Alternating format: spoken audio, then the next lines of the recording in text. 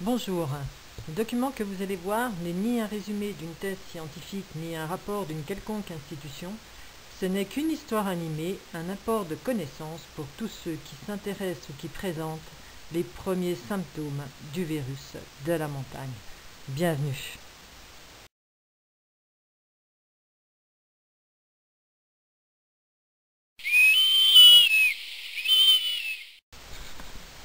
Montagne des Alpes est constituée en deux parties. La première sur l'étude générale de la formation des Alpes et la deuxième sur toutes les spécificités de la région tarentaise-vanoise.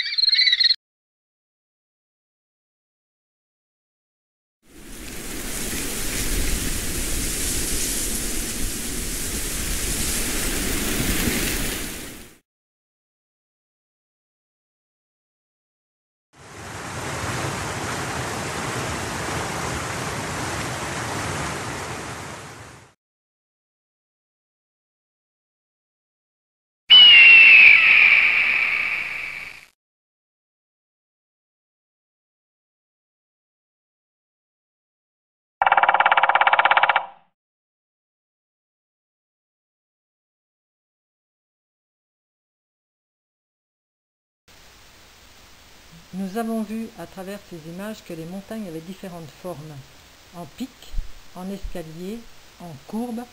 Pourquoi?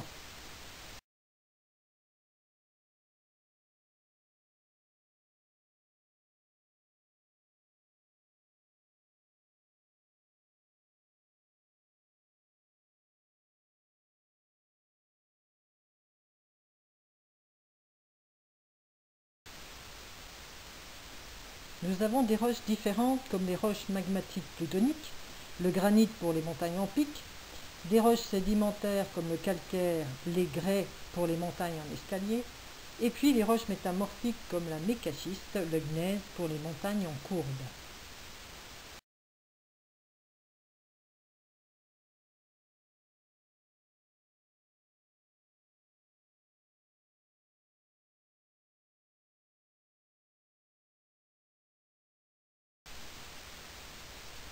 Il y a aussi les roches de la croûte océanique, avec les roches magmatiques effusives, c'est-à-dire volcaniques comme le basalte, les roches magmatiques plutoniques comme le gabbro.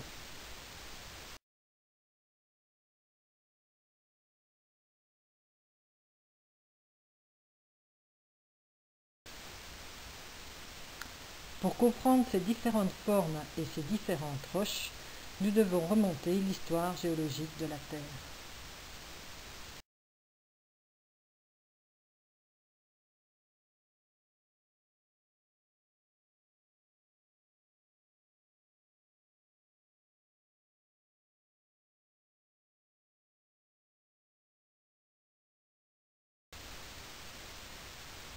En géologie, nous parlons en millions d'années, et l'histoire de notre planète Terre est marquée par 4 grandes ères géologiques.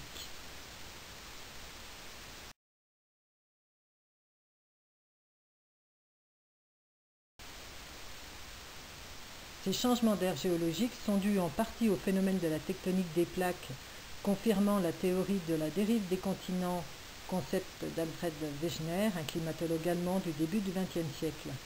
Théorie qui sera poursuivie par les scientifiques comme S. et Matthews.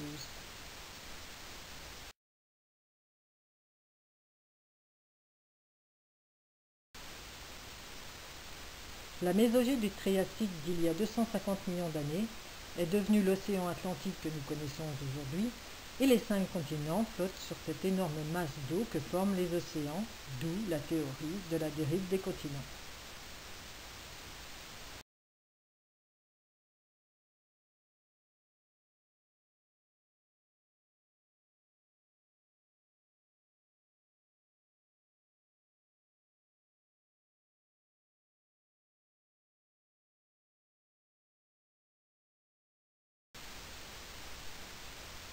On ne peut pas parler de la tectonique des plaques sans évoquer le mécanisme qui l'anime, c'est-à-dire la formation d'un rift, qu'il soit océanique ou continental. Un rift est une zone où la couche lithosphérique s'est amincie, donc une zone favorable au travail du volcanisme.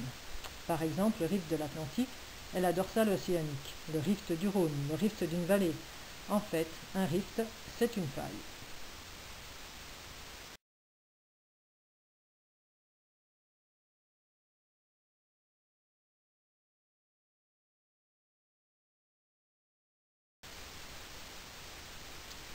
Ce fameux travail du volcanisme, appelé conductivité, va amener les roches en fusion des chambres magmatiques, soit dans les dorsales océaniques, rifts, soit à la surface de la Terre par le biais d'éruptions des volcans, et les roches solides vont retourner à l'intérieur de la Terre par le biais des fameuses zones de subduction.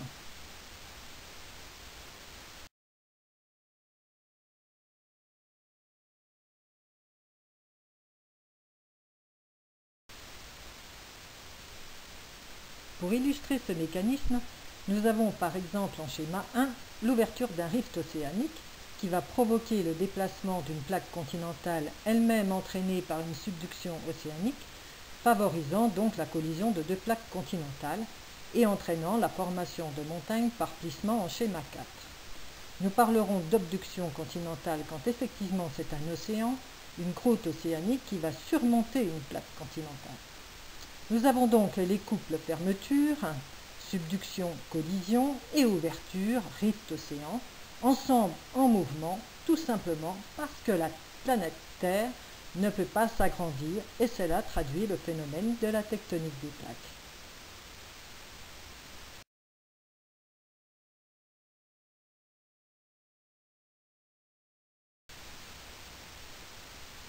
La tectogénèse des Alpes, c'est bien la fermeture de l'ancien océan Tethys qui a provoqué la collision des deux plaques Eurasie-Afrique.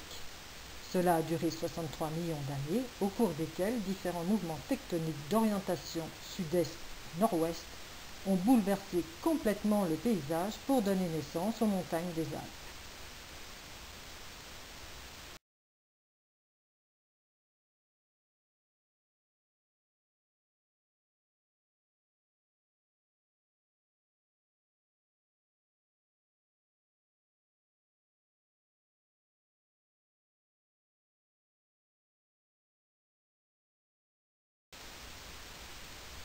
Durant ces 63 millions d'années, l'ancien océan Tethys s'est enfoncé sous la plaque africaine, les deux plaques Eurasie-Afrique sont entrées en collision et par plissement de roches océaniques et continentales se sont formées les Alpes.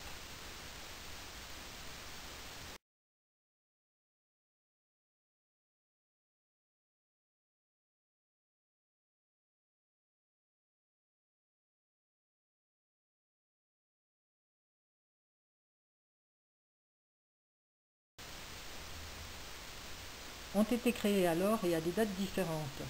Deux grands arcs sismiques en forme de pic, chacun composé de roches magmatiques plutoniques. À l'extérieur de ces deux arcs, les sédiments du fond de l'océan Tethys se sont déplacés en forme d'escalier et à l'intérieur des deux arcs, les roches sédimentaires et plutoniques se sont métamorphisées sous forme de montagnes en courbe.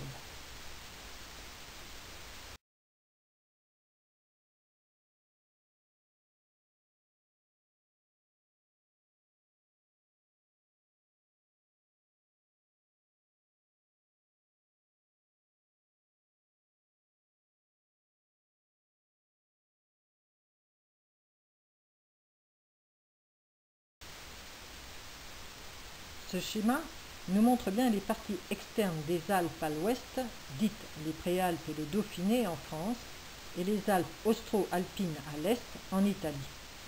Nous avons les tracés des deux arcs sismiques et cette grosse faille du chevauchement pénique frontal traversant les Alpes internes, caractérisant le massif de la Vanoise que nous verrons en deuxième partie.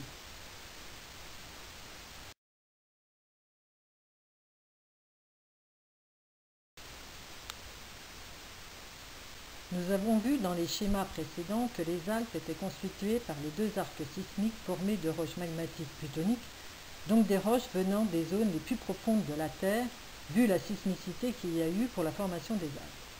Ces deux arcs sont de montagnes en forme de pic.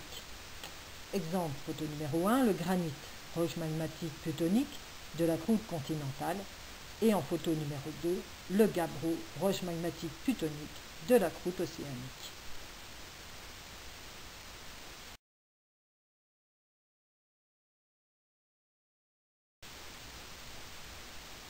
Comme tu viens de le lire, les roches sédimentaires se forment au fond de l'eau. Donc les roches sédimentaires présentes dans les Alpes témoignent bien de l'existence de l'ancien océan Téthys, qui s'était formé il y a 150 millions d'années et qui a disparu lors de la subduction il y a 80 millions d'années. Ce sont de véritables archives, comme le montre la photo numéro 3 avec son fossile. Les roches sédimentaires sont de plusieurs sortes, allant de la plus tendre en photo numéro 1, le gypse, qui est une évaporite, à celle la plus dure, le calcaire, en photo numéro 2. Dans les Alpes, les roches sédimentaires sont surtout présentes en Alpes internes, ces montagnes en forme de courbe, et en Alpes externes, ces montagnes en forme d'escalier.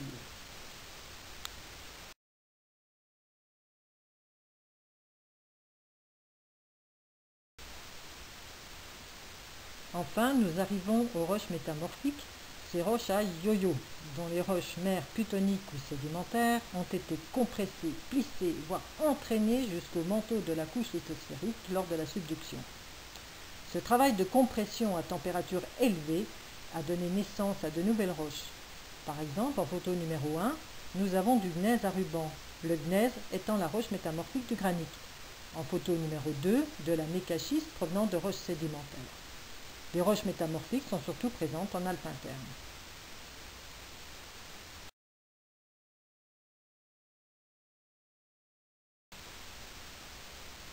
Et puis, il ne faut pas oublier les roches issues de la croûte océanique, comme par exemple en photo numéro 1, le basalte, qui est une roche magmatique effusive, donc volcanique, formant de gros coussins que l'on peut trouver par exemple en Islande.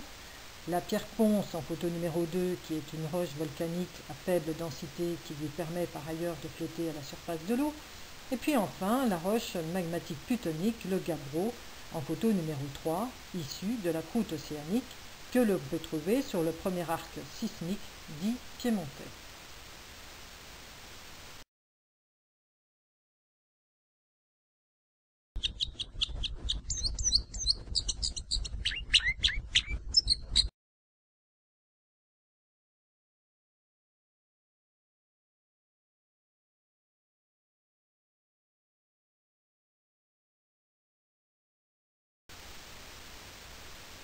La région tarentaise danoise représente une poule avec ses trois grandes failles traduisant le X de la Tarentaise, le Y de la vallée de Moselle et le Z de la haute Tarentaise.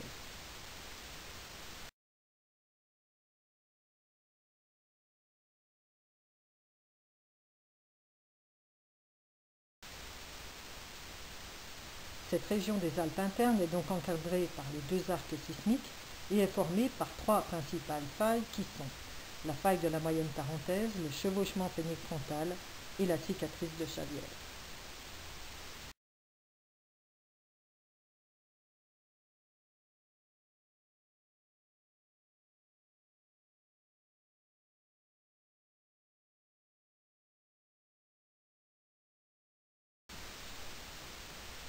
Premièrement, les phénomènes particuliers de cette région des Alpes internes sont bien sûr géologiques par la présence d'énormes nappes de gypse témoignant de l'ancienne lagune Téthys et renfermant un minéral important car très convoité depuis l'Antiquité, le sel de Gênes. La caractéristique de la faille de la moyenne tarentaise est son jeu rotatif senestre au nord de Moutier et dextre sur sa partie sud de la faille touchant la Maurienne. Enfin, le chevauchement pénique frontal est un phénomène majeur dans les Alpes il y a 17 millions d'années, car il a déterminé les limites des Alpes externes des Alpes internes. Par un mouvement tectonique transversal, il a sous-charrié les unités externes sous les unités internes dans la zone intra-alpine.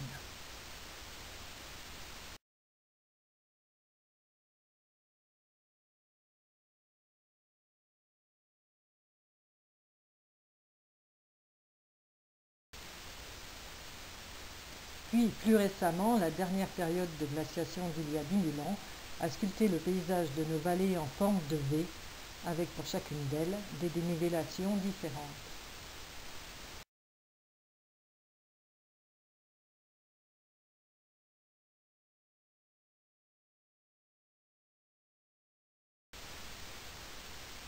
Une des richesses de la région tarentaise-vanoise est la diversité des glaciers que nous pouvons y rencontrer.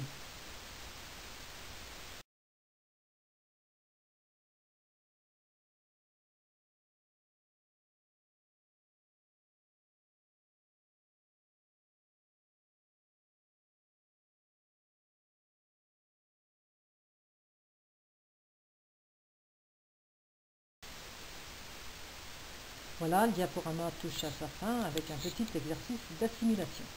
Surtout, n'hésitez pas à poursuivre vos recherches et informations sur le net via Wikipédia, sur les scientifiques comme Wegener, S. Matthews, en librairie sur des livres de géologie et auprès de vos professeurs et bien sûr auprès des Côtes de la Montagne via des emails. J'espère que ce diaporama vous a plu et je vous dis à bientôt. Au revoir.